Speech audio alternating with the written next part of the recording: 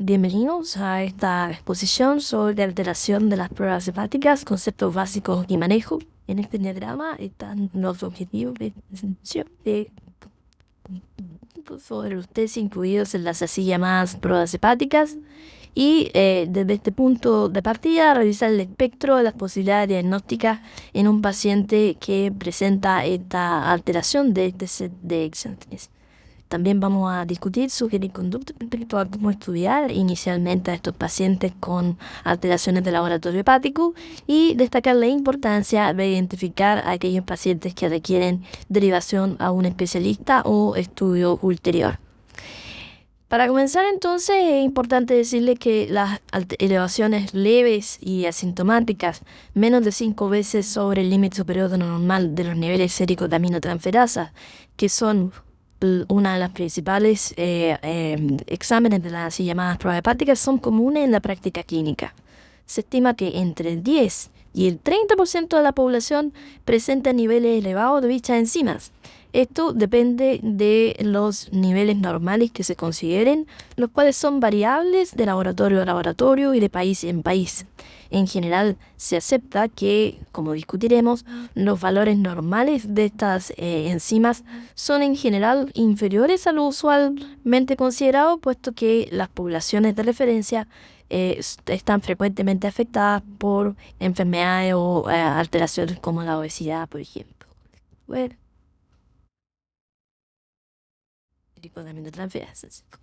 El estudio inicial de los pacientes con alteraciones del laboratorio hepático debe considerar las enfermedades más prevalentes y la pesquisa de factores sugerentes de una enfermedad hepática crónica que sea potencialmente progresiva, con el objeto de identificar con eficiencia aquellos pacientes que requieren derivación o estudio ulterior. Vamos con los conceptos básicos sobre las así llamadas pruebas hepáticas, que vale la pena mencionarlo. Es un término no del todo preciso, no del todo académico, puesto que estas no son pruebas, sino que un conjunto de exámenes de laboratorio que incluyen lo siguiente: pruebas que se refleja la integridad de los hepatocitos, y aquí caben las así llamadas aminotransferasas, también llamadas transaminasas en una nomenclatura antigua pero aún arraigada en nuestro lenguaje, y estas son esencialmente dos: la alanino-aminotransferasa o ALT, también denominada transaminasa glutámico-pirúvica o SGTT, y la aspartato-aminotransferasa, también conocida como transaminasa oxaloacética. Están también 2 o 3 exámenes que reflejan la función excretora hepatocelular, y ahí tenemos la bilirrubinemia directa, la fosfatasa alcalina y la gamma-glutamiltranspeptidasa. Y finalmente hay algunos exámenes que uno de ellos se incluye en las así llamadas pruebas hepáticas, que reflejan la capacidad biosintética del hígado, que está el tiempo de protrombina, y también en otros exámenes, pero podría ser considerado en esta categoría, los niveles séricos de albúmina. En este diagrama ustedes pueden ver, ¿no es cierto?, que las aminotransferasas se consideran como parte de una alteración propiamente hepatocelular, mientras que las enzimas fosfatasa alcalina y gamma-glutamiltranspeptidasa pueden deberse a alteraciones propiamente hepáticas, como también del árbol biliar, lo mismo que la bilirrubina conjugada y no conjugada, que pueden reflejar alteraciones en ambos ámbitos o dimensiones. En este diagrama, tomado de una publicación que recomiendo revisar sobre exámenes de laboratorio hepático, están los marcadores bioquímicos claves considerados en estos exámenes que estamos analizando. Como les decía, las aminotransferasas, que representan la integridad hepatocitaria, la fosfatasa alcalina, la gamma-glutamiltranspeptidasa y la bilirrubina, que se alteran en alteraciones de la función excretora del hígado, en lo que llamamos colestasis, y fundamentalmente en la masa hepática funcionante, la albúmina sérica y el tiempo de protrombina. Y esto es lo que la tabla menciona en detalle y que ustedes pueden revisar en el artículo original. Vamos a partir entonces por las aminotransferasas. Las aminotransferasas están predominantemente presentes en el hígado, pero también se encuentran en el músculo esquelético, en el músculo cardíaco y en los glóbulos. Más hepatoespecífica es la ALT o aspartato aminotransferasa, mientras que la AST es una enzima que al estar presente más abundantemente en otros tejidos puede a veces elevarse por causas no hepáticas. Estas aminotransferasas lo que hacen es catalizar la transferencia reversible de un grupo alfa-amino entre los aminoácidos aspartato y glutamato, en el caso de AST, o entre la alanina y el acetoglutarato. Comentábamos, estas enzimas tienen que ver con la integridad de los hepatocitos. Es importante recordar que la aminotransferasa AST está presente en el citoplasma, ALT y ST está presente en el citoplasma, mientras que la AST está esencialmente en la mitocondria. Y esto es importante porque la AST es entonces más sensible al daño oxidativo y se elimina más rápidamente que la ALT porque tiene una vida media más breve. Sus niveles resultan elevados como consecuencia del daño o muerte hepatocelular. La normalidad, por otra parte, de los niveles de AST y ALT no garantiza que el paciente no sea portador de una enfermedad hepática, y este es un concepto importante. En este diagrama ustedes pueden ver algunos conceptos de ALT y AST, las aminotransferasas, que es importante retener. La ALT está presente en el citosol, es esencialmente hepática, tiene una vida media que es larga, de 47 horas, son 40, aunque en poblaciones estrictamente sanas, delgadas, que no consumen alcohol y sin obesidad y sin patología metabólica puede ser algo menor. Algunos consideran como límite normal 30 y es una enzima sensible y específica en detectar enfermedades hepáticas en individuos asintomáticos. La AST o aspartato aminotransferasa está presente en el citosol y en la mitocondria, además del hígado.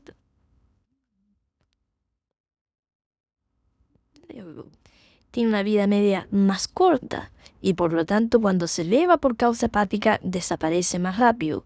Sus niveles plasmáticos normales también son considerados en alrededor de menos B40 y es, como digo, útil para monitorear injuria hepática tóxica.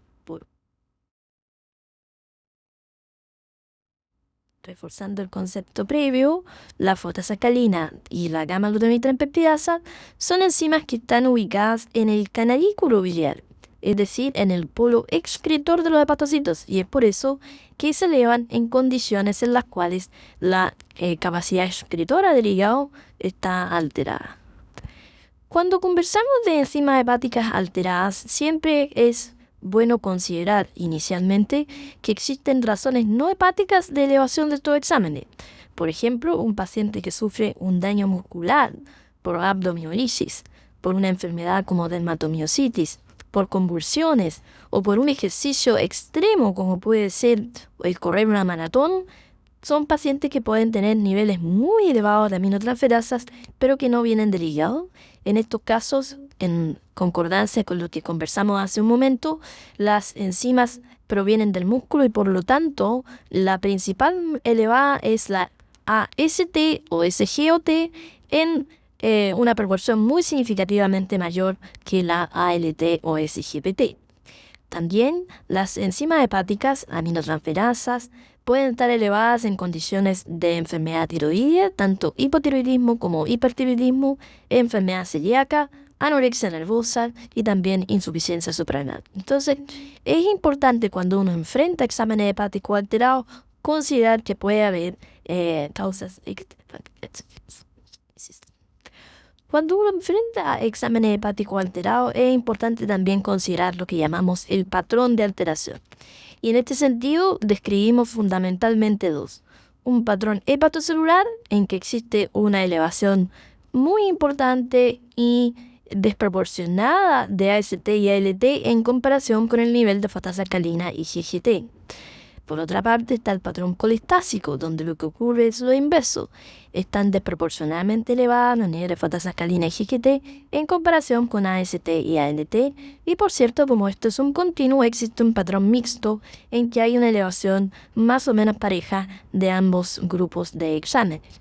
Existe un índice que es un índice denominado cociente R, que se calcula mediante la fórmula descrita en esta diapositiva, ¿no es cierto?, donde R es igual a ALT partido por el valor normal de ALT dividido por fosfatosacalina y valor normal de fosfatosacalina, donde un cociente R de mayor de 5 define un patrón hepatocelular, uno menor de 2 un patrón colistásico y entre 2 y 5 es mixto.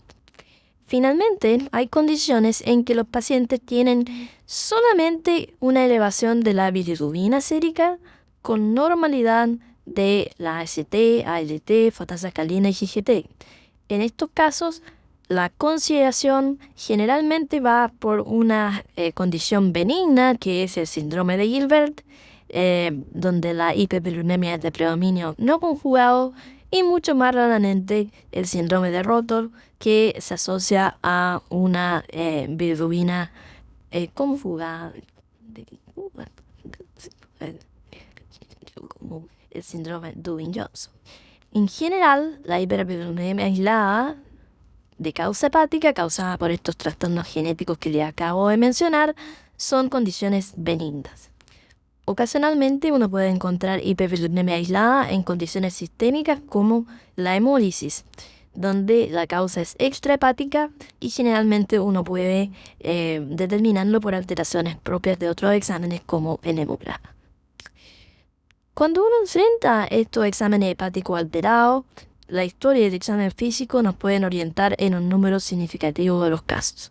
Y siempre hay que interrogar sobre antecedentes de transfusiones, drogas, consumo de alcohol y contactos sexuales, así como antecedentes personales y familiares de enfermedad hepática. Además, en el examen físico uno debe ser dirigidamente sensible a la presencia de estigmas del daño hepático, como la presencia de arañas vasculares, la presencia de una hepatomegalia, la presencia de una consistencia hepática aumentada. Si la historia clínica y el examen físico no son retentadores, el estudio puede diferirse. Yo no podría decir, miren, repitamos estos exámenes en un periodo de tiempo que puede ser de semanas o meses, y si persisten alteradas, entonces efectuar un estudio etiológico. Vamos a revisar ahora algunas de las causas más frecuentes de las alteraciones de laboratorio. En el caso de la elevación crónica, es decir, que lleva más de 2 o 3 meses de evolución de ALT y AST, hablamos de injuria hepatocelular crónica. Y en ese escenario, las causas más comunes son la esteatopatitis y la hepatitis viral, ya sea B o C, que han tenido un curso crónico. También uno tiene que considerar condiciones como la hepatitis autoinmune, el daño hepático inducido por medicamento o enfermedades crónicas genéticas que son infrecuentes, como la enfermedad de Wilson, la deficiencia de alfa-1 antitrypsina o la hemocromatosis.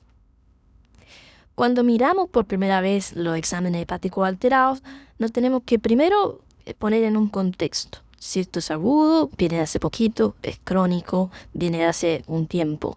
Y debe considerarse si el paciente tiene factores de riesgo para enfermedad hepática, si tiene síntomas y cómo son los hallazgos del examen físico. Y por otra parte, de acuerdo a lo que ya discutimos, el patrón, la magnitud de elevación es leve, menos de 5 veces valor normal, importante, mayor de 5 veces valor normal, si hay otras alteraciones de laboratorio y cuál es su temporalidad. Y así podemos tratar de distinguir entre las diferentes causas, ¿no es cierto? Los casos de curso agudo con niveles muy altos consideraremos hepatitis virales agudas, mientras que en casos de evolución más larga hay que considerar enfermedades crónicas. Y aquí, de nuevo, insisto en lo que conversábamos, evaluar los factores de riesgo para enfermedad hepática, la presencia de síntomas y hallazgos en el examen físico que sugieran estigma de daño hepático crónico. Si el paciente tiene enzimas elevadas en forma aislada sin muchas otras alteraciones, menor de 5 veces el valor normal y el paciente es asintomático, uno podría seguir a ese paciente luego de un periodo en que no consuma alcohol y en el que le hayamos retirado los fármacos que puedan estar influyendo en este sentido. Considerar, como hemos hablado, los factores de riesgo y eventualmente hacer un estudio básico que incluya las marcadores de infección por virus hepatotrópico como hepatitis B, antígeno superficie hepatitis B, hepatitis C, anticuerpo antivirus C y un estudio ecográfico abdominal. Otros exámenes complementarios pueden incluir marcadores de autoinmunidad como los anticuerpos antinucleares, los anticuerpos antimoncovirus, y ciertos paneles que también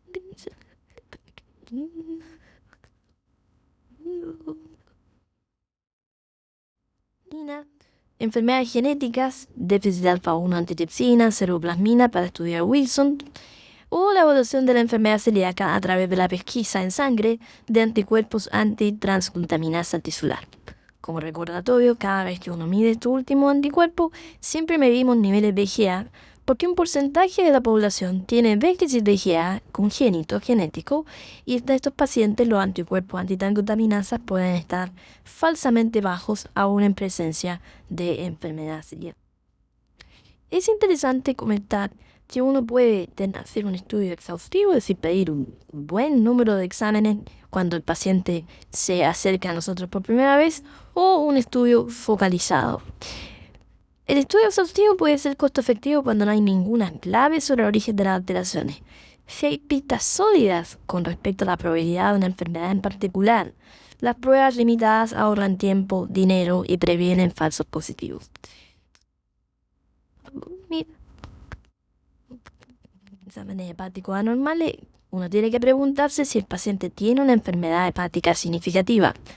La magnitud de las alteraciones no siempre se correlaciona con la magnitud de la enfermedad.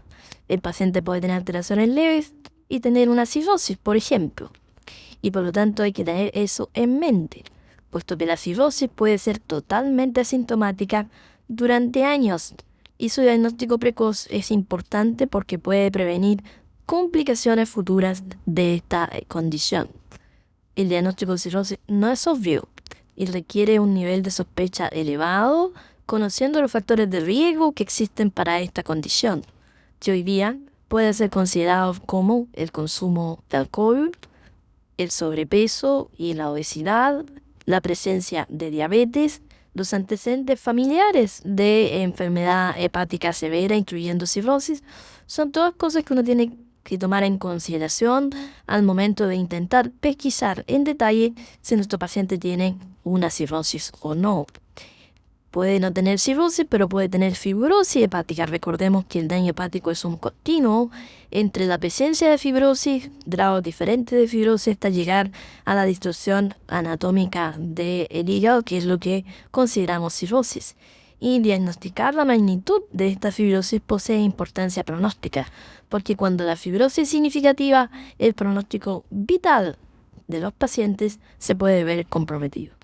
¿Cómo valoramos la fibrosis en la práctica clínica? Bueno, tenemos hoy día varias formas de hacerlo. En este diagrama ustedes pueden ver que un paciente puede tener mínima fibrosis en una biopsia hepática, lo que denominamos F0, F1. Fibrosis significativa, pero no tremendamente importante, dada por la presencia de tenues puentes de colágeno en la biopsia hepática, que es lo que llamamos F2. Puentes de colágeno más grueso que no alcanzan completamente a delimitar nódulos, que es lo que llamamos F3, y ya cuando hay nódulos hablamos de F4, que a su vez abre un espectro de severidad en el que un paciente con cirrosis puede no tener inicialmente hipertensión portal y en las fases más avanzadas tener hipertensión portal. En este espectro los pacientes pueden tener pruebas hepáticas intermitentemente anormales y en ocasiones anormales y a veces nos permite hacer el diagnóstico. Discutiremos en los siguientes diapositivos. Muchas veces uno puede hacer el diagnóstico de fibrosis o cirrosis de forma no invasiva y por lo tanto no someter a pacientes a biopsia hepática. ¿Cómo hacemos eso? En la práctica clínica, primero con el examen físico, donde pueden haber estigmas de cirrosis, En segundo lugar, con los niveles séricos de la aminotransferasa, que cuando están en una proporción AST-ALT mayor de 1, nos permite sospechar la presencia de fibrosis. Y luego esto es más que sí, generalmente porque hay una fibrosis avanzada o una cirrosis incluso más que inicial. Y hay algunos índices compuestos que están allí listados, el FIB4, el APRI, el NAFLD Fibrosis Score, que se calculan con ecuaciones que están ahí mencionadas y que están disponibles hoy día en nuestros teléfonos. Y probablemente el más popular hoy día es el FIB4, que nos permite separar a pacientes en los cuales la probabilidad de que haya enfermedad hepática significativa es baja, de aquellos en que la probabilidad es mayor. ¿Por qué es esto? Porque el FIB4 tiene un excelente valor predictivo negativo, es decir, cuando está normal es muy poco probable que el paciente tenga fibrosis. Su valor predictivo positivo es más malo y es por eso que cuando un FIB4 está alterado se recomienda utilizar otros test para valorar el hígado. Estos exámenes son comúnmente utilizados en pacientes que tienen exámenes de laboratorio hepático alterados, en los cuales ya se ha establecido o está cerca de establecer. Imágenes convencionales como el ultrasonido, el escáner y la resonancia, podemos valorar también la anatomía hepática y saber si el paciente tiene o no un daño hepático. En los últimos años se ha sumado a este armamentario técnicas de imágenes innovadoras como la elastografía transitoria por FibroScan o la resonancia magnética, que a través de la valoración de la velocidad de propagación de un estímulo vibratorio en el hígado nos permiten saber si ese hígado está enfermo o no. En este diagrama, que está tomado de las guías de manejo de exámenes hepáticos alterados de la Sociedad Británica de Gastroenterología, podemos ver una propuesta de estudio, ¿cierto? Si tenemos prueba hepática alterada, vamos a necesitar una ecografía abdominal, vamos a necesitar un screen etiológico básico de virus B, virus C, autoinmunidad y eventualmente de alteraciones del fierro, y tratar con estos exámenes de establecer un diagnóstico que puede ser la esteatosis hepática, que puede ser el consumo de alcohol o fármaco, o si se sospecha que hay una enfermedad más avanzada o no tenemos una orientación diagnóstica clara, tenemos que referir para una evaluación ulterior. Siempre a nivel de la atención primaria o del médico no especialista, en general para las alteraciones crónicas de magnitud leve a moderada tenemos tiempo. Para las alteraciones muy importantes del laboratorio hepático de curso agudo, en general necesitamos valorarlas con prontitud, establecer el diagnóstico y decidir si el paciente requiere o no una derivación al especialista.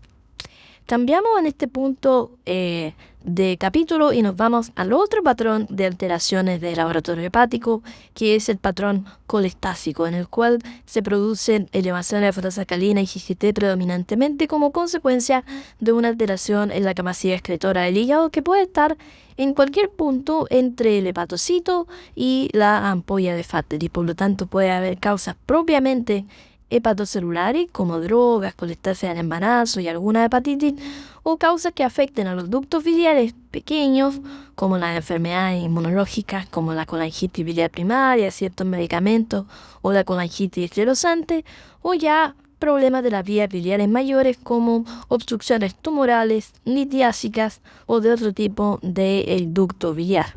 Son estas las consideraciones que tenemos que hacer cuando hay un patrón colestásico. Y la fosfatidilina de origen hepático, en este sentido, que se eleve en forma paralela como en la GGT, es un factor muy importante, puesto que cuando están disociados uno tiene que sospechar que la fosfatidilina viene de otro origen, porque la fosfatidilina se produce además del hígado en la placenta, en el hueso, en el intestino.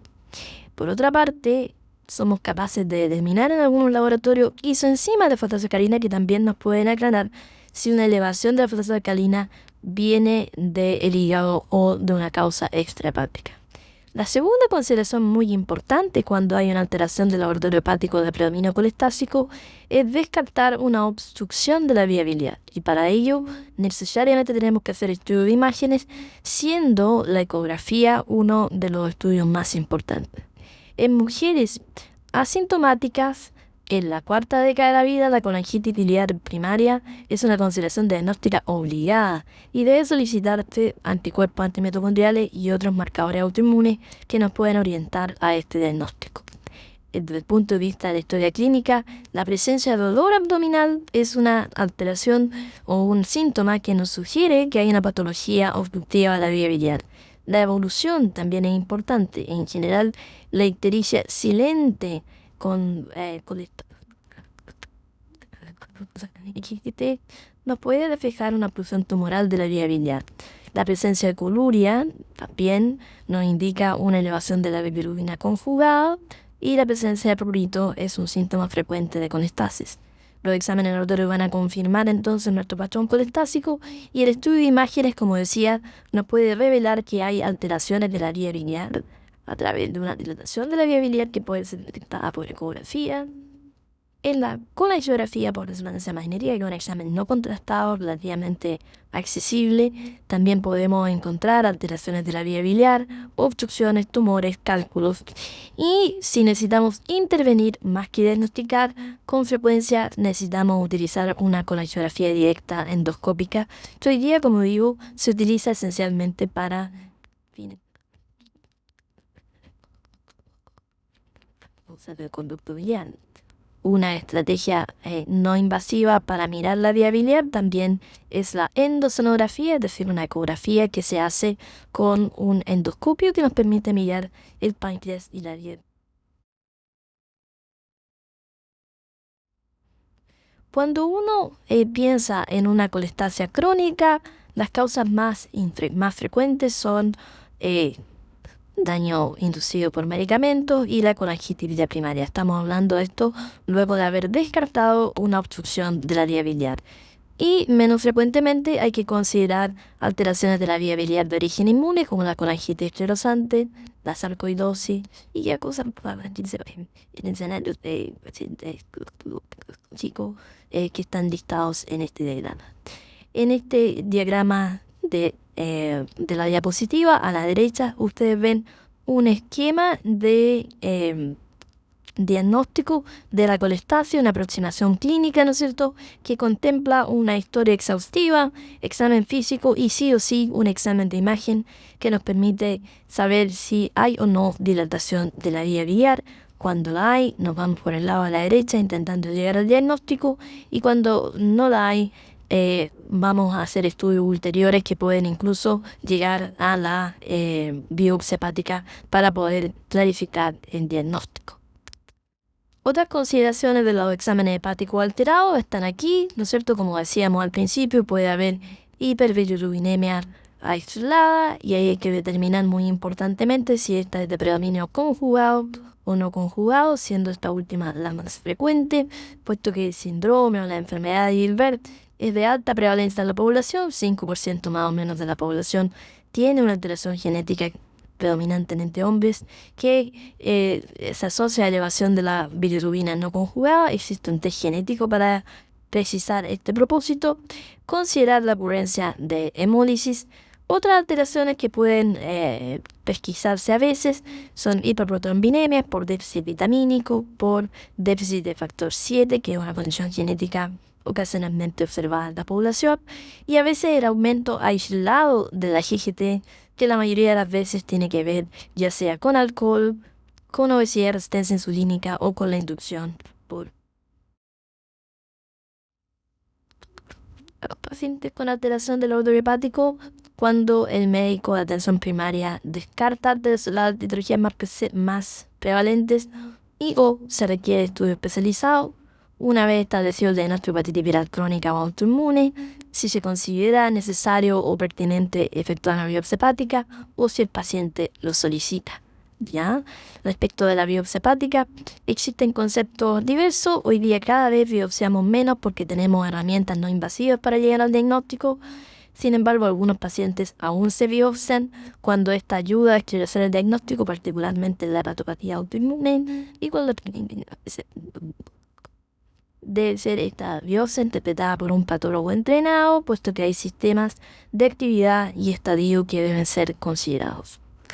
En conclusión, cuando evaluamos pacientes con alteraciones del laboratorio hepático, debemos considerar que la elevación de los niveles séricos aminotransferasa pueden obedecer a múltiples etiologías que deben ser valoradas al momento de enfrentar al paciente.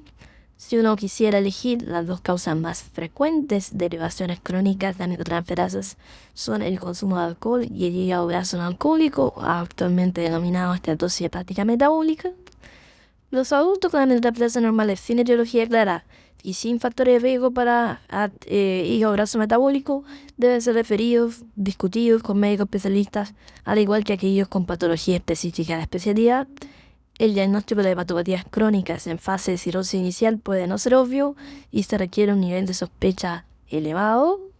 Y finalmente, desde el punto de vista de la colestasis, esto involucra en primer término discernir la indemnidad de la vía biliar, que no haya una causa obstructiva, litiásica o tumoral o de otra naturaleza, y después de ello caracterizar el fenómeno subyacente con la información clínica, el laboratorio y las imágenes. El diagnóstico de la patología de base puede establecerse con marcadores de patología biliar autoinmune y eventualmente con una biopsia hepática. La evaluación de la hiperbiliuria aislada debe considerar como primera posibilidad el síndrome de Gilbert, esto en ausencia de hemólisis significativa, y finalmente la derivación a especialistas debe considerarse ante la necesidad de procedimientos diagnósticos o terapéuticos de mayor complejidad. Con esto concluyo esta exposición. Muchas gracias.